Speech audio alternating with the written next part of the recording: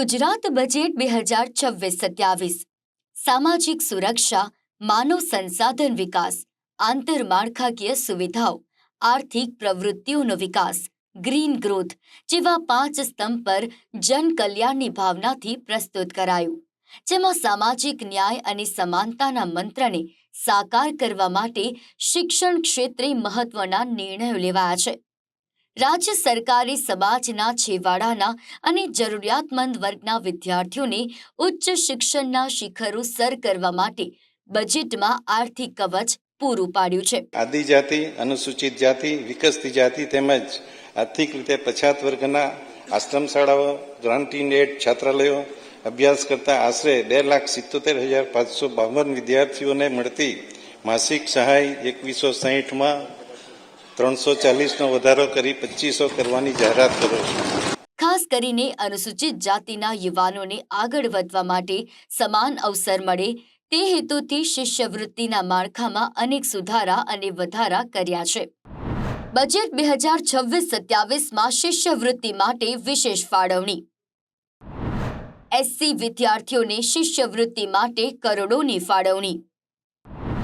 શૈક્ષણિક સ્કોલરશિપ સહાય થકી સામાજિક ઉત્થાનનો નિર્ધાર. એસસી વર્ગના તમામ વિદ્યાર્થીઓને આવરી લેવાની પ્રતિબદ્ધતા. રાજ્ય સરકારે શિષ્યવૃત્તિ માળખામાં કર્યા અનેક સુધારા. શિષ્યવૃત્તિ માટે આવક મર્યાદા વધારીને ₹6 લાખ કરાઈ. પ્રાથમિક શિક્ષણ સહાય માટે ₹617 કરોડની ફાળવણી. પોસ્ટ મેટ્રિક શિષ્યવૃત્તિ યોજના માટે ₹296 કરોડ. વિદેશ અભ્યાસ લોન યોજના અંતર્ગત ₹135 કરોડની જોગવાઈ. વિદ્યાર્થીઓને વિનામૂલ્યે સાયકલ આપવા ₹73 કરોડની જોગવાઈ. ધોરણ 9 અને 10ના એસસી વિદ્યાર્થીઓની શિષ્યવૃત્તિ માટે ₹24 કરોડની ફાળવણી. અનુસૂચિત જાતિના શૈક્ષણિક ઉત્થાન માટે સરકાર સમર્પિત. રાજ્ય સરકારની પ્રાથમિકતા સામાજિક ન્યાય સુનિશ્ચિત કરવાની છે.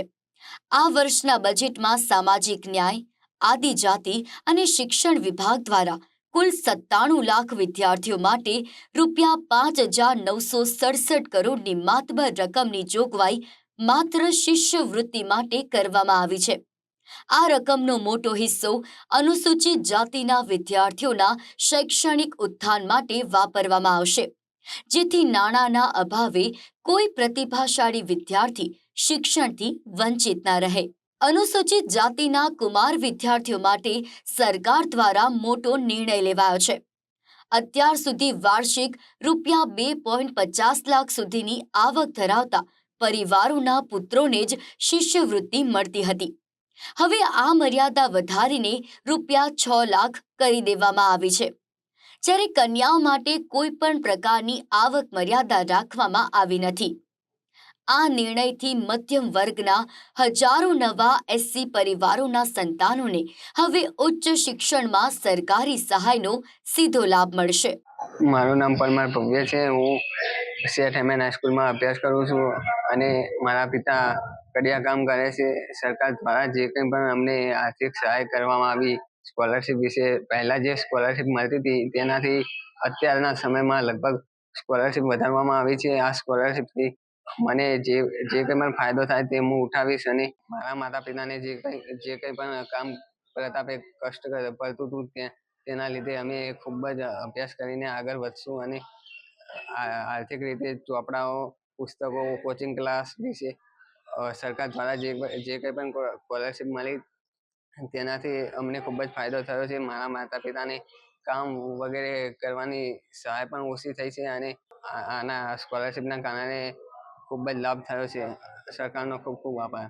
ઉચ્ચ શિક્ષણમાં એન્જિનિયરિંગ, મેડિકલ અને અન્ય પ્રોફેશનલ કોર્સમાં પ્રવેશ મેળવતા એસસી વિદ્યાર્થીઓ માટે ફ્રી શિપ કાર્ડ એક આશીર્વાદ સમાન છે.